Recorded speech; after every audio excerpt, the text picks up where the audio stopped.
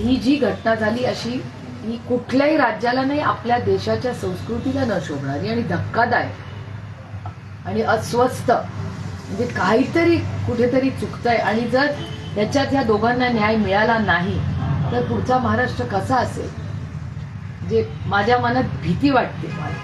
आणि मला महाराष्ट्रात फिरताना कधीही कधीही भीती वाटलेली नाही.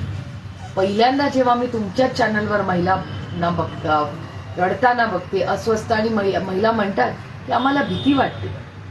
21व्या शतकामध्ये महिला आरक्षणाचं बिल याच सरकारने आता आणलं, लाडकी बहीण म्हणून एवढा निधी दिला, पण मग महिलेची सुरक्षितता ही आपले कुठल्याही सरकारची जबाबदारी नाही का? त्यामुळे माझ्या देवेंद्र फडणवीसांकडून खूप अपेक्षा आहे की ते महाराष्ट्राच्या दोन्ही कुटुंबांना नाही, महाराष्ट्राला त्यांनी न्याय द्यावा. एवढा मोठा मॅन्डेट या राज्यांनी त्यांना दिला.